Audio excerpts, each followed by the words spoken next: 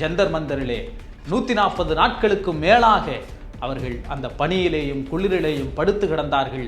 இந்தியாவுடைய பிரதமர் அன்று திரும்பி கூட பார்க்கவில்லை. ஒரு பாலியல் குற்றவாளிக்கு எதிராக நடவடிக்கை எடுங்கள் என்று இந்தியாவுடைய மகள்கள் வைத்த கோரிக்கைக்கு எதிராக யார் கோரிக்கை வைத்தார்களோ, யார் இந்த இந்தியாவிற்கு பதக்கம் வாங்கி கொடுத்தார்களோ, பெருமை சேர்த்தார்களோ, அவர்கள் மீது பாரதிய ஜனதா கட்சி அரசாங்கம் தாக்குதல் நடத்தியது. அவர்கள் மீது எஃப்ஐஆர் போடப்பட்டது, குற்றவாளி மீது அல்ல.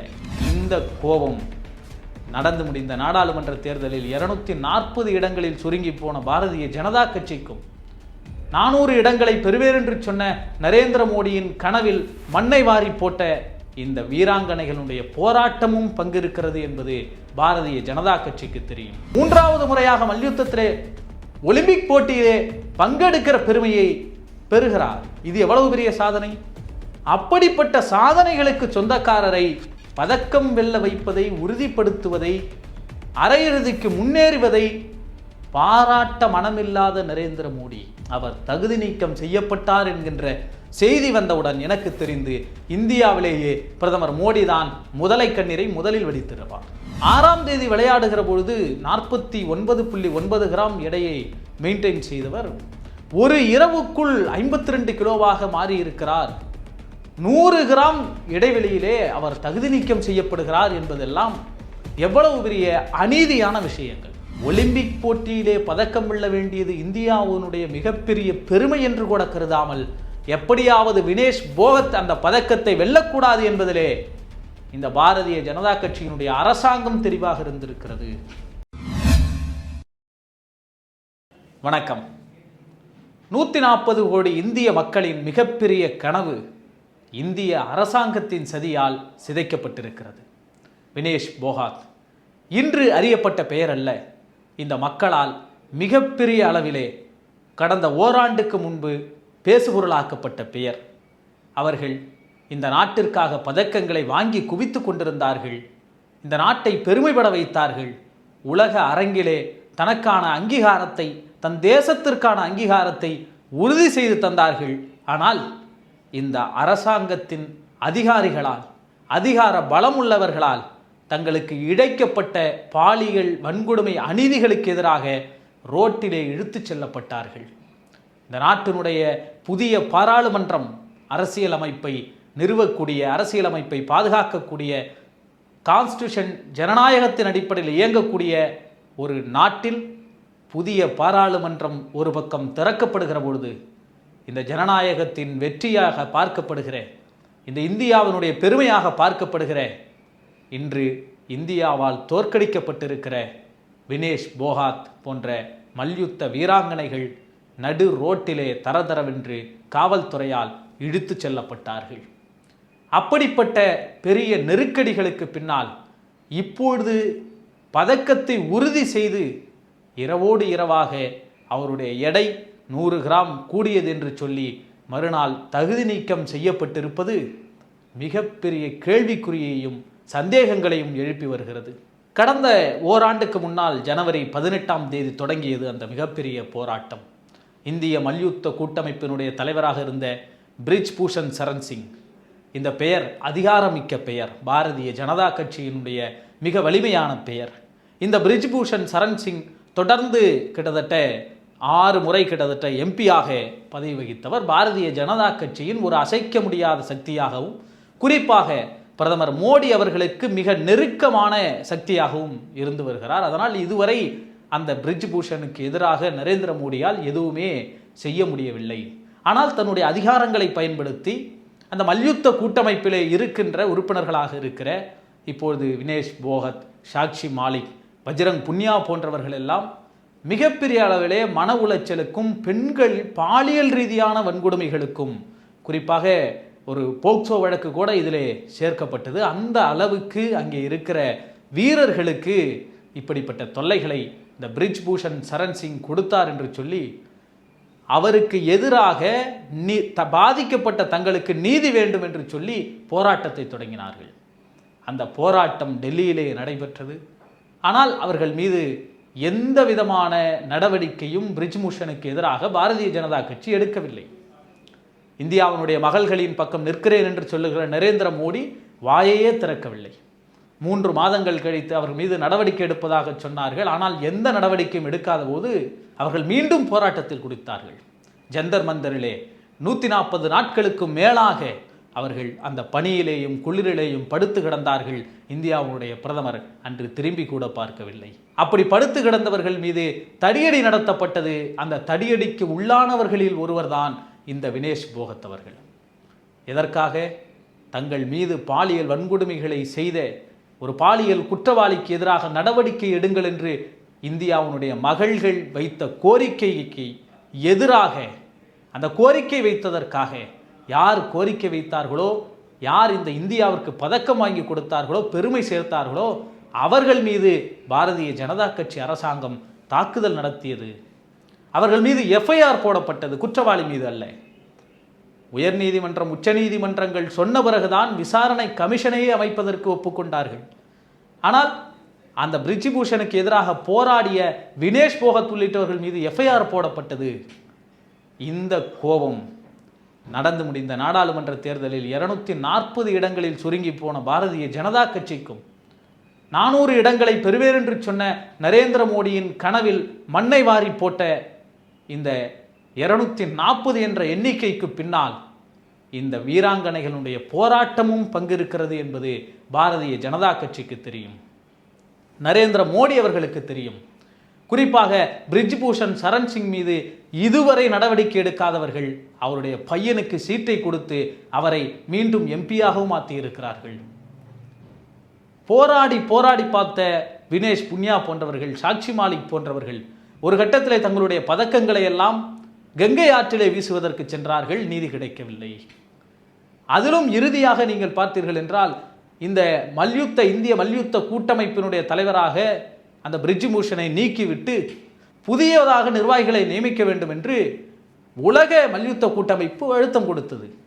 அப்படிப்பட்ட சூழலில் கூட பாரதிய ஜனதா கட்சியின் சார்பிலே யார் இந்த பிரிஜ்பூஷனுக்கு நெருக்கமானவர்களோ அவர்களையே மறுபடியும் அதனுடைய தலைவராக நியமித்தார்கள். இதனை எதிர்த்து இன்று இந்தியாவை பார்த்து கொண்டிருக்கிற வினேஷ் போகத் மல்யுத்த வீராங்கனை தான் பெற்றிருந்த அர்ஜுனா விருது போன்ற விருதுகளை எல்லாம் ஒன்றிய அரசிடம் திருப்பி அளித்தார்.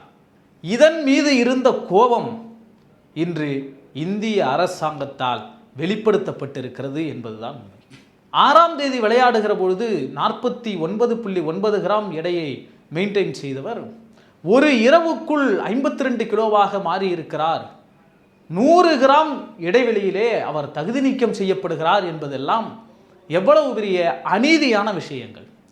அது எங்கே சந்தேகத்தை பாரதிய ஜனதா கட்சிக்கு எதிராக திருப்புகிறது என்றால், குறிப்பாக அந்த ஒலிம்பிக் அமைப்பு இந்தியாவிலிருந்து சென்ற அமைப்பின் மீதே நீங்கள் பார்த்தீங்கன்னா அதனுடைய தலைவராக, அதனுடைய அம்பாசிடராக நீட்டா அம்பானியினுடைய மனைவி இருக்கிறார்.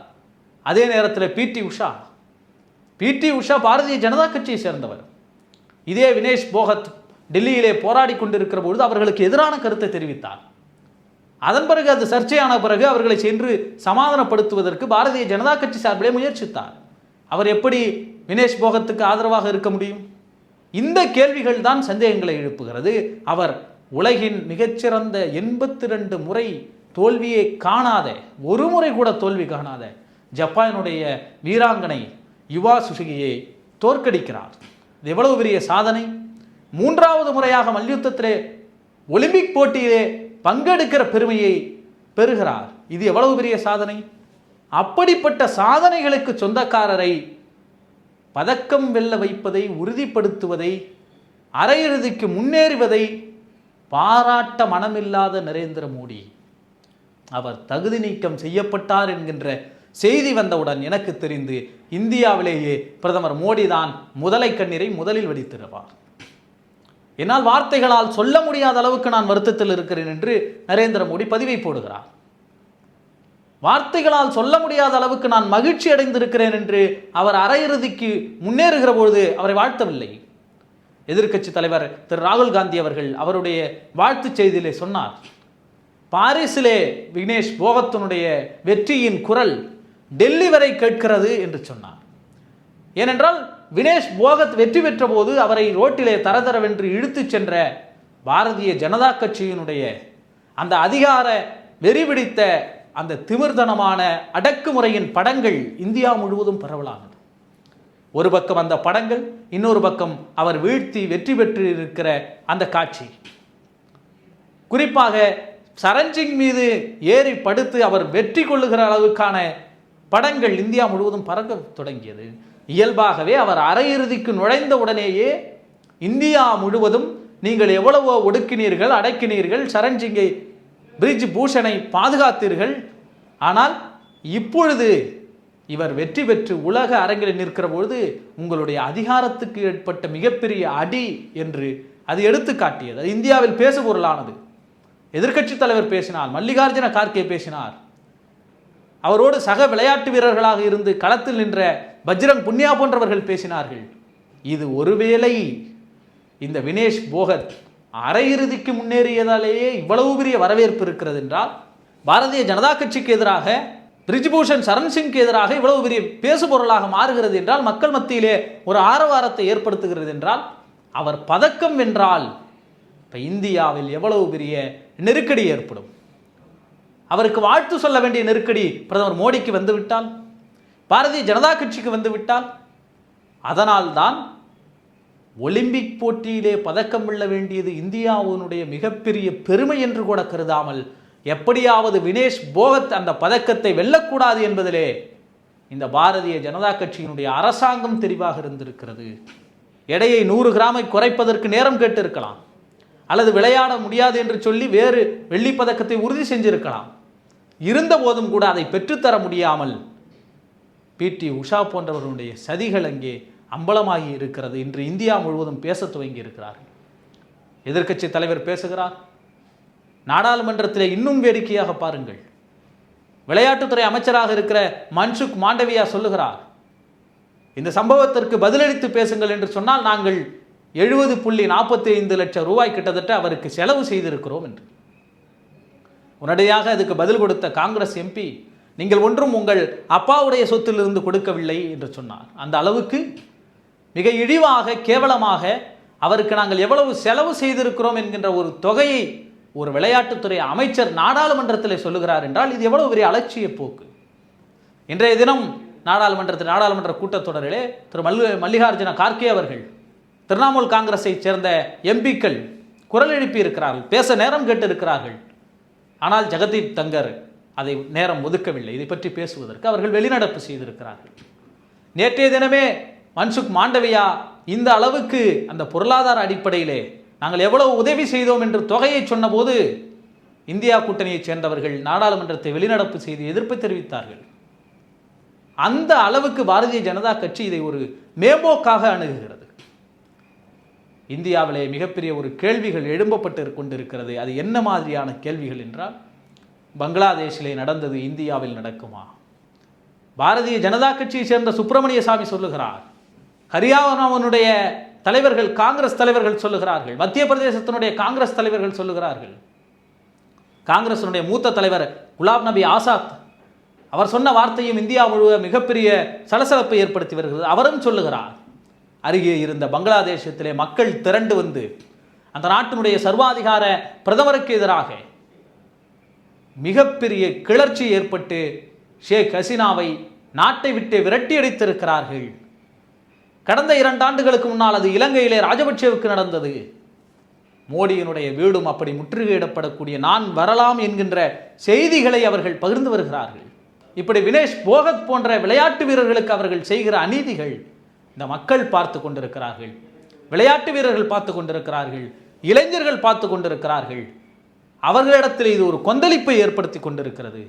இன்று வினேஷ் போகத்துக்கு ஏற்பட்டது, நாளை இன்னொரு விளையாட்டு வீரருக்கு ஏற்படலாம்.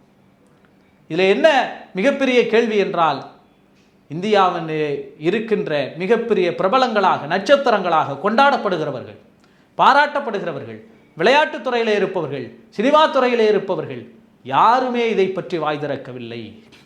அவர்கள் பயந்து போயிருக்கிறார்கள். ஒருவேளை நரேந்திர மோடியினுடைய அரசாங்கத்தின் தவறுகளை சுட்டிக்காட்டினால், மோடிக்கு நெருக்கமானவர்களை விமர்சித்தால், எவ்வளவு பெரிய உச்சத்துக்கு சென்றாலும் அவர்கள் பழிதீர்க்கப்படுவார்கள் என்கின்ற ஒரு செய்தியை இந்த வினேஷ் போகத்தினுடைய இந்த தகுதி நீக்கம் என்பது இந்த நாட்டுக்கு எடுத்துக்காட்டுவதாக இருந்திருக்கிறது. பாரதிய ஜனதா கட்சியினுடைய செயல்பாடுகளுக்கு எதிராக ஒரு கட்டத்தில் போராடி ஷாஷிக் மாலிக் இந்த ஒலிம்பிக் போட்டியிலே தங்கப்பதக்கம் என்று இந்தியாவின் பெருமையை உயர்த்தியவர். அவர் தன்னுடைய விளையாட்டை விட்டே நான் போகிறேன் என்று சொல்லிவிட்டார். போதும், இனிமேல் என்னால் விளையாட முடியாது, நான் இந்த போட்டிகளிலிருந்து இனி பங்கு பெற மாட்டேன், அதை விட்டு விலகுகிறேன் என்று தன்னுடைய காலணிகளை பத்திரிகையாளர்கள் முன்பு அதை எடுத்து வைத்து அவர் இந்த நாட்டினுடைய விளையாட்டுத்துறையின் மீது, அவருக்கு பக்கபலமாக நிற்காத மோடி அரசாங்கத்தின் மீது, இந்த மக்களின் மீது மிகப்பெரிய பழியை ஏற்படுத்தி விளையாட்டு போட்டியில் இருந்தே விலகி போனார் அன்று சாக்ஷி மாலிக். இன்று அதே காரணங்களால் வினேஷ் போகத் பழிதீர்க்கப்பட்டதனுடைய விளைவாக இன்று காலையிலே நான் விளையாட்டிலிருந்து ஓய்வு பெறுகிறேன் என்று அறிவித்திருக்கிறார். என்னை மன்னித்து விடுங்கள் அம்மா என்று அவர் போட்டிருக்கிற அந்த ட்வீட் எவ்வளவு பெரிய கனமான வார்த்தைகள். இந்த அரசாங்கத்தின் அதிகாரத்தை எதிர்த்து போராடுகிறவர்களுக்கு மிகப்பெரிய அச்சுறுத்தலை வழங்குகிறது இந்த மோடி அரசாங்கம். அரசாங்கத்தினுடைய நபர்கள், அரசாங்கத்தை சேர்ந்தவர்கள் எந்த எல்லைக்கும் போவார்கள் என்கின்ற ஒரு அச்சத்தை தான் ஏற்படுத்தி வைத்திருக்கிறார்கள். ஆனால் இது மக்கள் கவனித்து வருகிறார்கள், மாணவர்கள் கவனித்து வருகிறார்கள். கவனிப்பதோடு மட்டுமல்லாமல் இது ஏதேனும் ஒரு வகையிலே இந்த நாட்டில் எதிரொலிக்கும். அந்த காலம் விரைவில் வரும். நன்றி, வணக்கம். Karim's biryani paradise at liberty and catering services, கோடம்பாக்கத்தின் அறுசுவை அடையாளம். ஊடகம் கார்ப்பரேட் அரசியல்வாதிகளின் கைப்பாவையாக அடிமைகளாக இருந்தது போதும், இனி சாட்டை எடுத்து சுழற்றும் நேரம் வந்துவிட்டது. ஊடகம் பொதுமக்களாகிய உங்களுக்காக, உங்களாலேயே இயக்கப்பட வேண்டும். ஊடக சுதந்திரத்திற்காக உங்களின் பங்களிப்பை இன்றே அளித்திடுங்கள்.